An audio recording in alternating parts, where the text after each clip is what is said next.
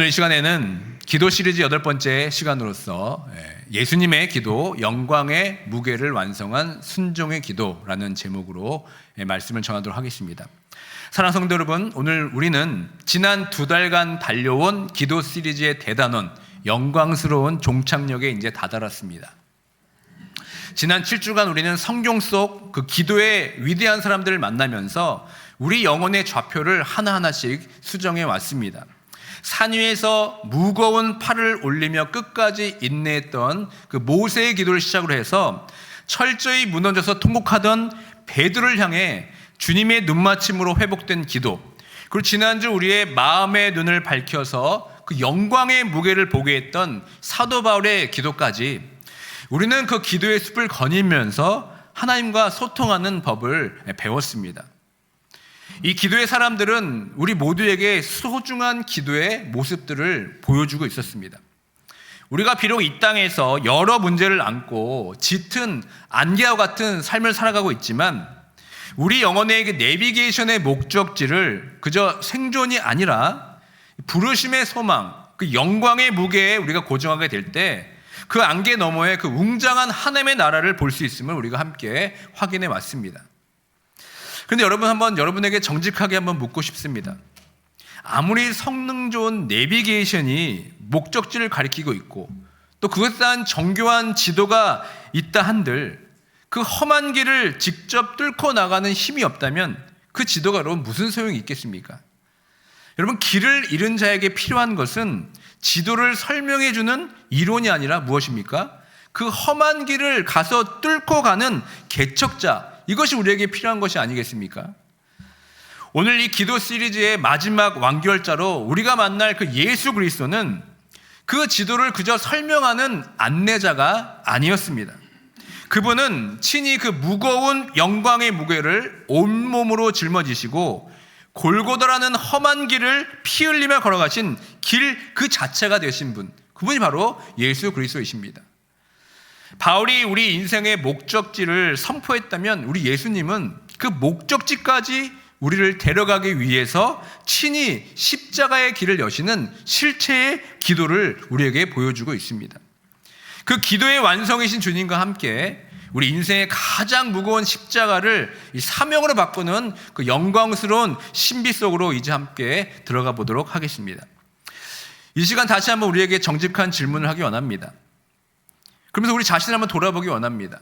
우리가 수년간, 수십 년을 버텨온 이민 생활을 하면서 우리에게 이 눈물은 때로는 사치처럼 느낄 때도 있습니다. 공항에 처음 도착했던 그 막막한 날부터 말도 통하지 않는 이곳에서 자녀들을 간신히 건사하기 위해서 우리는 어떡합니까? 그런 울 시간조차 사실 없었습니다. 내가 무너지면 우리 집이 무너진다. 내가 약해지면 안 된다라는 그 강박이 사실 우리 영혼에 더더욱 단단한 굳은살을 만들고 있습니다. 그래서일까요? 우리는 어느덧 교회 안에서 이런 나의 모습을 감추고 그저 경건한 가면을 쓰는데 너무나 우리가 익숙합니다. 오히려 우리는 남들 앞에서 이렇게 얘기합니다. 은혜로 저는 잘 지내고 있습니다 라고 말하지만 사실 어떻습니까? 아무도 없는 그 이른 새벽 핸들을 잡고 혹은 텅 빈 거실 안에서 우리가 억눌린 울음을 삼키고 있지는 않습니까? 바로 이것이 무엇입니까? 우리가 직면해야 할 은혜 없이는 단 하루도 살 수 없다는 우리의 깨어진 실상을 말하는 것이 아니겠습니까? 그런데 우리는 하나님 앞에조차도 이런 깨어진 모습으로 기도하기보다는 어떡합니까? 어느덧 기도가 내 믿음을 증명해 보이기 위한 아주 고상하고 우아한 장식품이 되어버린 것 같습니다. 기도가 내 삶을 송두리째 흔드는 어떤 능력이 아니라 그저 나의 경건을 치장하는 도구가 되어버린 이 안타까운 현실이 우리의 실상이 아닌지 이 시간 우리가 한번 돌아볼 필요가 있습니다. 그런데 오늘 우리가 마주한 예수님의 기도는 어떻습니까? 전혀 우리의 기도와 다릅니다. 주님은 우리처럼 기도를 우아한 것으로 생각하지 않으십니다. 오히려 오늘 본문 히브리서 5장 7절은 우리가 막연하게 가졌던 예수님의 기도에 대한 평온한 이미지를 송두리째 이렇게 바꿔놓습니다. 다 함께 히브리서 5장 7절의 말씀을 함께 읽겠습니다. 그는 육체에 계실 때 자기를 죽음에서 능히 구원하실 이에게 심한 통곡과 눈물로 간구와 소원을 올렸고 그의 경건하심으로 말미암아 들으심을 얻었느니라. 여러분, 여기서 심한 통곡이란 단어가 헬라어로 크라우게라고 합니다. 이것은 단순히 어떤 흐느끼는 수준이 아니라 정말 영혼의 가장 깊은 곳에서 터져나오는 비명이면서 고통의 그 무게를 견디지 못해서 하늘을 향해 내뱉는 절규, 이게 바로 심한 통곡입니다. 주님은 왜 이토록 심한 통곡으로 지금 하나님께 부르짖고 있습니까? 단지 그것은 육체의 고통뿐만이 아니었습니다. 주님은 인류의 죄가 담긴 그 진노의 잔을 지금 마주해야 됐으며 정말 창세전부터 단 한 번도 끊어지지 않는 하나님과의 그 깊은 사귐의 관계가 단절돼야 하는 영적 유기의 그 공포 앞에 서 있기 때문에 지금 이렇게 통곡하면서 기도하는 것입니다. 주님이 나의 하나님 어찌하여 나를 버리시나이까 라고 외치실 때 돌아온 것은 여러분 무엇입니까? 하나님의 거대한 침묵뿐이었습니다. 주님은 그 침묵의 무게를 어떻게 합니까? 기도로 지금 견뎌내고 있는 겁니다. 그 영혼의 압박이 얼마나 극심했는지 누가복음은 그날 밤 주님의 기도를 이렇게 기록합니다. 함께 읽도록 하겠습니다. 예수께서 힘쓰고 애써 더욱 간절히 기도하시니 땀이 땅에 떨어지는 핏방울과 같이 되더라. 여러분, 이것은 그냥 아름다운 어떤 수사적인 표현과 비유가 아닙니다. 의학적으로 혈한증이라는 것이 있습니다. 인간이 도저히 감당할 수 없는 극심한 정신적 압박과 스트레스의 그 임계점을 넘게 된다면 그때 모세혈관이 터져서 땀샘으로 피가 배어나는 현상이 실제로 여러분 있습니다. 주님이 왜 이렇게까지 처절하게 기도하고 있습니까? 주님은 우리와 똑같은 육체를 입고 계시기 때문에 우리가 느끼는 그 죽음의 공포를 실제적으로 몸소 겪으셨다는 말씀입니다. 우리가 이민사회를 통하여서 비즈니스를 운영하면서 혹은 깨어진 가정의 문제로 인해서 정말 가슴이 꽉 막혀서 숨조차 쉬어지지 않는 그 답답함을 느껴보신 적 있으십니까? 내가 감당할 수 없는 현실의 무게에 짓눌려서 신음을 하면서 그 순간 여러분 그냥 묵묵히 엎드려 있을 필요가 없는 겁니다. 그때 우리가 무엇을 기억해야 됩니까? 주님은 골고다 언덕에서 우리보다 먼저 더 깊이 짓눌러 계셨다는 사실을 여러분 기억하셔야 됩니다. 우리가 일상에서 느끼는 고통이 이런 삶의 무기라면 주님이 겟세마네 동산에서 감당하신 것은 온 인류의 죄와 저주가 쏟아붓는 그 영혼의 중력을 지금 담당하고 있는 겁니다. 주님은 그 압도적인 중력을 온몸으로 받아내시면서 기도의 자리를 이탈하지 않으셨습니다. 주님이 그 영혼의 중력을 기도로 이기셨기 때문에 비로소 그 저주의 십자가는 우리를 살리는 영광의 무게로 바뀌기 시작한 것입니다. 근데 여러분, 우리는 지금 내 삶의 무게 앞에서 어떻게 반응하고 있습니까? 갑자기 몸이 아프거나 건강검진 결과가 불안하게 나왔을 때 우리는 어떻게 합니까? 기도에 무릎을 꿇기 전에 어떻게 합니까? 먼저 AI에게 증상을 물어봅니다. 이럴 때는 어떻게 해야 되고 저럴 때는 어떻게 해야 되는 그 해결책을 긴급하게 구하고 있지는 않습니까? 또 자녀가 방황할 때 하나 앞에서 그 아이의 영혼을 붙들고 눈물을 흘리기보다는 어떻게 합니까? 스마트폰 검색창에 아이를 설득하는 방법 이런 것들을 찾으면서 내 힘과 기술로 그 상황을 통제하기 위해서 우리가 동분서주하고 있지는 않습니까? 특히 은퇴 후에 그 삶을 위해서 어떻게 합니까? 나의 목자 되신 하나님을 신뢰하기보다는 늦은 밤 홀로 계산기를 두들겨 가면서 숫자를 맞추느라 밤잠을 설치고 있지는 않습니까? 우리 모두는 이 손안의 기술이 즉각 답을 주는 시대에 살다 보니까 이 하나님 앞에 엎드려서 그 응답을 받는 그 기도가 너무나 비효율적으로 지금 느껴지고 있는 것입니다. 내 힘으로 모든 것을 통제할 수 있다는 그 전능함의 착각이 우리에게 이 기도의 자리에서 우리를 이탈하게 만듭니다. 그런데 여러분, 오늘 예수님을 보십시오. 주님은 하늘의 군대를 동원해서 이 상황을 단번에 바꿀 능력이 있으셨습니다. 그러나 그 능력을 쓰는 데서 어떻게 합니까? 핏방울이 섞인 땀을 흘리면서 기도의 자리에서 버텨내신 것입니다. 왜냐하면 기도는 문제를 피하는 도망이 아니라 하나님의 뜻을 내 온몸으로 받아내면서 순종의 길을 여는 가장 치열한 전투이기 때문에 그렇습니다.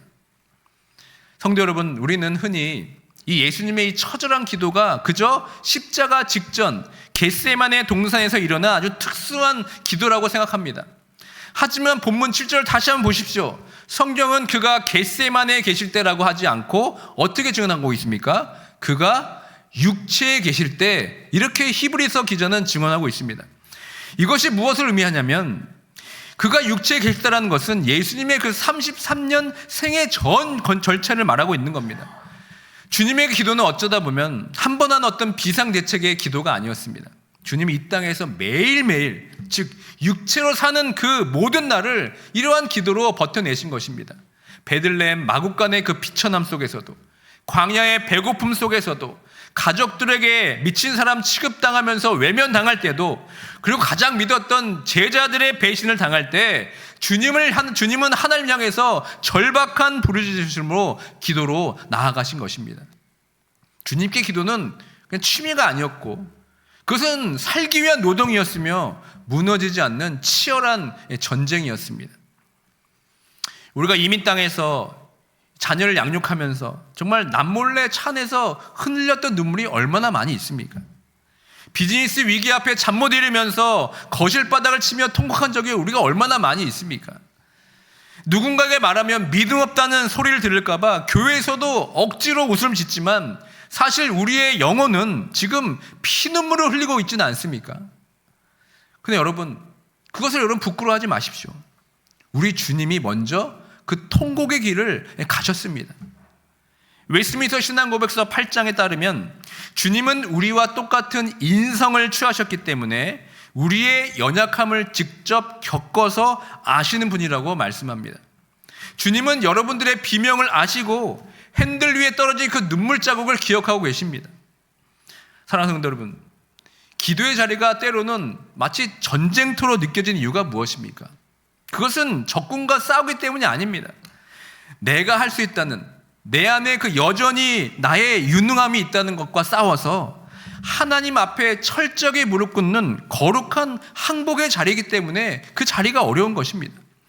그래서 여러분, 거룩한 이 기도의 자리에서 이런 사투가 일어나게 된다면 비로소 우리의 삭막한 일상 어떻게 됩니까? 하나님이 함께 하시고 하나님이 거하시는 성소가 되는 것입니다.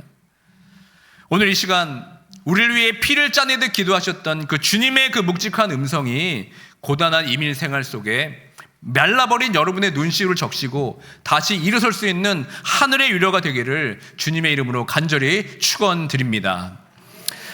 이제 우리는 오늘 말씀에서 성경의 가장 깊은 신비 중 하나의 어떤 말씀을 마주하게 됩니다.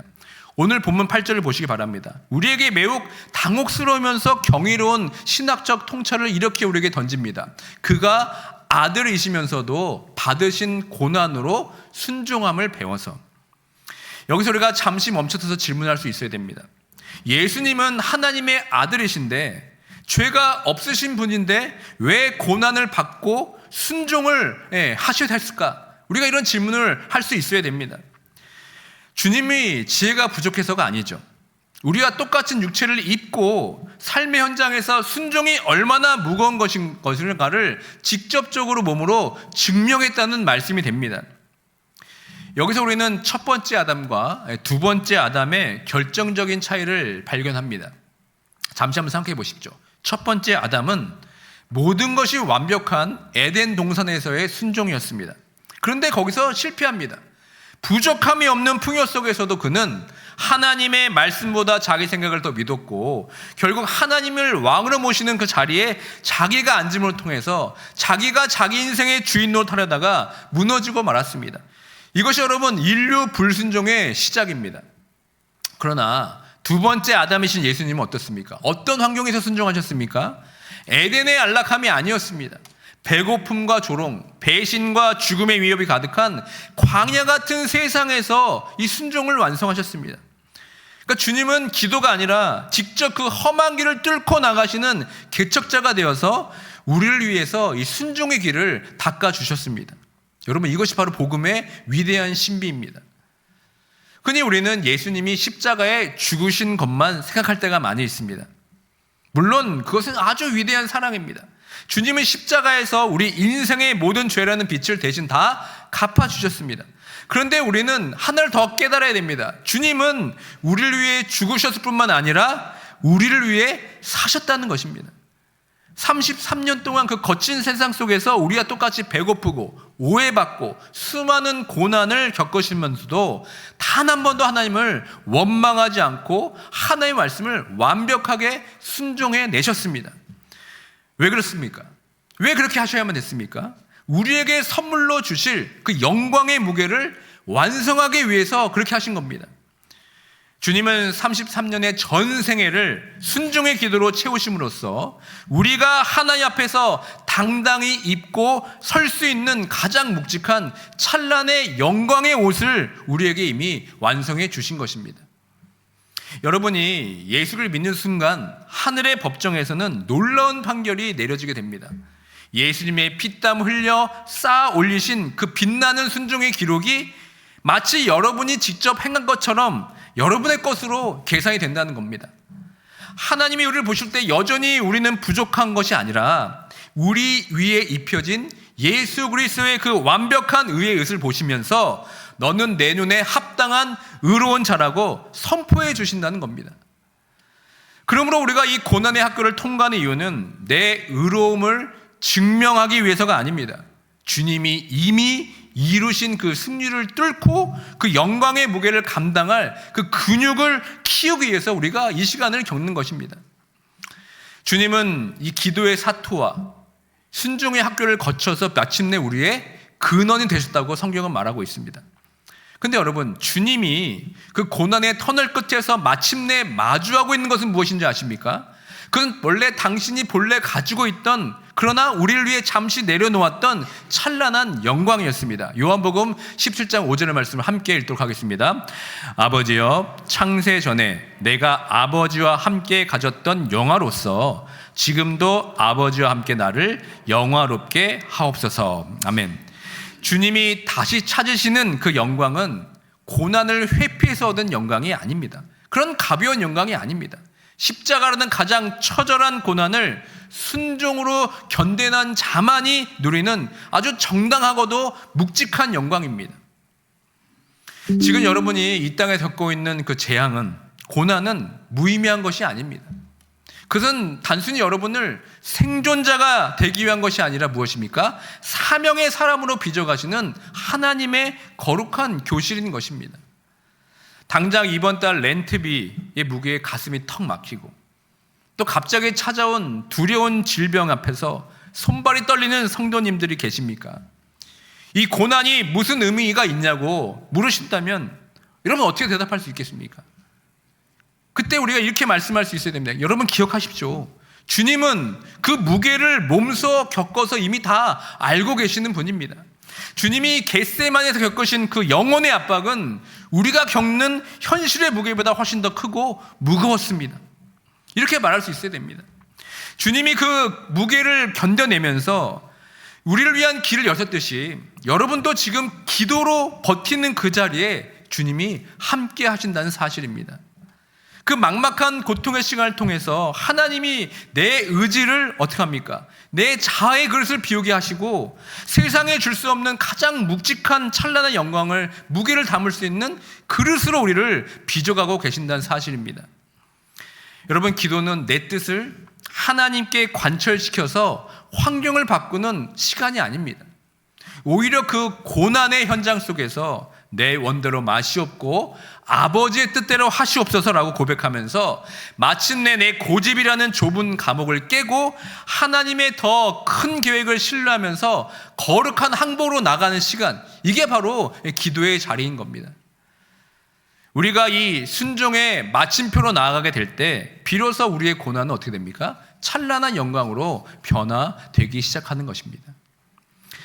마침내 9절은 이렇게 말씀합니다. 기도의 대단원의 장식을 마치면서 위대한 선언을 이렇게 합니다. 함께 읽도록 하겠습니다. 온전하게 되셨은즉 자기에게 순종하는 모든 자에게 영원한 구원의 근원이 되시고, 여기서 온전하게 되다라는 헬라어는 텔레이오라고 합니다. 이 단어는 단순히 흠이 없다는 것을 뛰어넘어서 정해진 목표에 도달하다, 사명을 완수하다라는 의미가 됩니다. 예수님은 통곡의 기도와 33년의 순종을 통하여서 우리에게 입혀주실 그 찬란한 영광의 무게를 마침내 완성해 주셨습니다. 그렇다면 성도 여러분, 우리가 이렇게 질문할 수 있어야 됩니다. 주님이 완성하신 그 영광을 선물로 받은 우리에게 이제 남겨진 삶은 어떤 의미가 있는 것입니까? 우리에게 남겨진 삶을 우리가 어떻게 살아가야겠습니까? 라고 우리가 질문할 수 있어야 됩니다. 많은 분들이 사명이라고 생각하면은 또 다른 어떤 무거운 짐으로 여깁니다. 하지만 여러분, 아닙니다. 오늘 설교의 제목이 무엇입니까? 주님은 순종의 기도로 영광의 무게를 완성하셨습니다. 이 영광의 무게는 우리를 짓누르는 고통이 아니라 정말 세상의 가벼운 바람에 우리 영혼이 휩쓸려 가지 않도록 중심을 잡아주는 영혼의 평형수와 같습니다. 여러분, 평형수란 말을 들어보신 적 있으십니까? 저도 이번 말씀을 준비하면서 깊이 묵상하게 된 단어입니다. 이 평형수가 무엇이냐면, 이 거대한 배가 집채만한 파도 속에서 뒤집히지 않는 비결이 하나 있는데, 그것이 무엇이냐면 어떤 화려한 어떤 돛이나 강력한 엔진 때문에 그 배가 버티는 것이 아닙니다. 그 배는 가장 밑바닥에 보이지 않는 그곳에 채워진 묵직한 바닷물, 이게 평형수인데 이 평형수 때문에 배가 버티고 있는 것입니다. 여러분, 이상하지 않습니까? 배는 가벼워야 좀 잘 나갈 것 같은데 왜 일부러 무거운 물을 배 밑 가득 채울까요? 배가 너무 가벼우면은 파도를 만날 때 힘없이 뒤집힙니다. 그래서 노련한 선장은 배 밑에다가 일부러 수천 톤의 물을 일부러 채웁니다. 그래서 묵직하게 가라앉히게 됩니다. 그러니까 배를 아래로 누르는 그 무게가 역설적으로 지금 배를 안전하게 만드는 것입니다. 이것이 바로 평형수입니다. 여러분, 우리의 사명도 이와 같습니다. 사명이라는 무게가 나를 짓누르는 것 같은 짐인 줄 알았지만 알고 보니 무엇입니까? 고난의 파도 속에서 내 인생이 뒤집히지 않도록 나를 강력하게 붙잡아주는 거룩한 무게추, 이게 바로 평형수인 것입니다. 여러분, 사명이 없는 인생은 너무나 가볍습니다. 사명이 없는 사람은 인생의 작은 웅덩이 하나만 만나도 빠지게 됩니다. 허우적거립니다. 작은 파도에도 배가 뒤집히고 맙니다. 그러나 내 안에 주님이 주신 묵직한 사명의 무게가 있는 사람은 고난의 태풍이 불어와도 흔들리지가 않습니다. 그 무게가 나를 진리 위에 단단히 고정해 주기 때문에 흔들리지 않는 겁니다. 이제 우리의 정체성은 이 땅에서 겨우 살아남으려는 생존자가 아닙니다. 우리는 그리스도가 입혀주신 그 완벽한 의의 옷을 입고 그분의 영광을 세상에 보여주기 위한 영광의 통로, 이것이 바로 우리의 사명인 것입니다. 여러분 가정에서 자녀들에게 시장의 유산을 짓는 브릿지가 되는 것, 그것은 여러분 자녀를 성공시키는 어떤 숙제가 아니라 여러분 가정에 허락하신 영광의 빛을 전수하는 사명이어야 돼야 합니다. 여러분의 일터에서 그리스도의 정직함을 드러내는 것, 그것은 여러분 돈을 버는 노동이 아니라 무엇입니까? 그 삭막한 현장에서 하나님의 통치를 나타내는, 선포되는 그 사명의 기쁨을 우리가 누려야 되는 겁니다. 우리 교회에서 지체의 아픔과 함께 짊어지는 것은 귀찮은 일이 아니라 주님이 짊어지셨던 그 영광스러운 십자가의 무게에 동참하는 특권이 되어야 합니다. 여러분, 기도가 바로 이런 영광스러운 사명이 무엇인지, 내게 주어진 사명이 무엇인지 확인하는 그런 기도로 우리가 나아가야 됩니다. 기도의 자리에서 내 뜻대로 마옵시고 라는 이런 고백을 통하여서 우리는 나만 보이던 좁은 감옥을 깨고 나와서 주님이 완성하신 그 장엄한 영광의 일을 드디어 보게 되는 것입니다. 사랑하는 성도 여러분, 사명자는 고난을 피하지 않습니다. 오히려 고난을 통해서 내 안에 영적 근육을 더욱 키워내서 더 큰 영광을 담아내게 됩니다. 이 사명의 길을 걷는 자에게 주님은 오늘도 세상을 이길 넉넉한 힘을 공급해 주실 줄 믿습니다. 이제 말씀을 맺습니다. 바울이 그토록 밝히 보이기 원했던 그 부르심의 소망은 어떤 구름 위의 무지개가 아닙니다. 그것은 예수 그리스도께서 겟세마네에서 흘리신 섞인 피 땀방울로, 그리고 골고다에서 쏟으신 피와 물로 일궈낸 피 묻은 승리가 됩니다. 사랑하는 성도 여러분, 오늘 우리는 주님이 기도로 열어주신 이 승리의 길을 어떻게 하면 그 길을 우리가 함께 걸어갈 수 있겠습니까? 저는 여러분을 이번 주일, 내일부터 시작되는 고난주간 특별 새벽기도회라는 이 거룩한 초대로 여러분을 안내하고 싶습니다. 이것은 여러분의 어깨에 얹어지는 또 하나의 무거운 짐이 결코 아닙니다. 오히려 우리 주님이 핏방울을 흘리며 기도로 완성하신 그 압도적인 영광을 가장 가까운 자리에서 맛볼 수 있는 시간이 됩니다. 우리가 흔히 새벽을 깨우면서 내가 무엇인가를 성취해야 한다고 생각합니다. 하지만 여러분, 아닙니다. 이번 특세는 무엇입니까? 주님이 이미 완성하신 그 길 위에서 우리의 인생의 발걸음을 조용히 포개는 거룩한 참여의 자리가 되는 겁니다. 오늘 본문 7절에 밝혔듯이 주님은 육체에 계실 때 통곡하고 있다고 기록하고 있습니다. 우리와 똑같이 피곤을 느끼시고 육체를 입고 기도의 자리를 지켰던 그 주님을 기억하면서 우리도 이번 일주일 여러분 그 침대의 안락함을 잠시 내려놓고 주님의 고난에 동참하시는 이번 특세가 되길 바랍니다. 그 불편한 순종의 걸음 가운데 비로소 주님이 우리에게 입혀주신 그 영광의 옷이 얼마나 묵직하고 귀한 것인지 깨닫는 그런 시간이 되길 원합니다. 성도 여러분, 우리 삶의 거친 일터와 가정에서 여러분이 지고 있는 그 무게를 혼자 지려고 하지 마십시오. 이번 특세를 통하여서 그 무거운 짐을 주님의 십자가 앞에 내려놓고 주님이 완성하신 그 완벽한 순종화의 무게와 맞바꾸는 거룩한 막교환의 시간 되길 주님의 이름으로 축원드립니다. 사명이 없는 인생은 여러분 가벼운 바람에도 뒤집히지만 사명이 있는 사람들은, 이 사명이라는 평행수를 채우고 있는 사람들은 주님의 영광 위에 인생의 닻을 깊이 내린 영혼은 어떤 태풍에도 결코 넘어지질 않습니다. 이번 특세를 통해서 나의 문제를 해결하라는 발버둥 치는 자리가 아니라 어떤 겁니까? 나를 통하여 주의 뜻을 이루소서라는 그 기도가 내 입에 장착이 되어서 정말 그것을 선포하면서 사명자의 품격을 회복할 수 있는 그런 특세가 되길 주님의 이름으로 축원드립니다. 성도 여러분, 우리가 입은 이 의의 옷은 공짜 옷이 아닙니다. 주님의 피를 짜내면서 완성하신 세상에서 그 어떤 것과도 비교할 수 없는 가장 영광스러운 옷입니다. 오늘 이 아침 주님의 그 손중의 기도를 완성하신 그 영광의 무게를 가슴 깊이 품으시길 바랍니다. 우리가 창립 60주년을 맞이한 우리 교회가 이제는 이런 우리라는 좁은 울타리를 넘어서서 주님의 찬란한 승리를 이 시카고 땅 가운데 증명해내는 영광스러운 공동체가 되기를 소망합니다.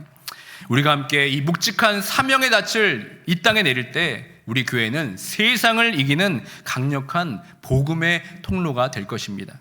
이 영광의 무게로 우리가 고리에 당한 고난을 압도하면서 주님의 여신 그 사명의 길을 당당히 걷는 모든 성도와 우리 한인 제일장로가 되길 주님의 이름으로 축원드립니다.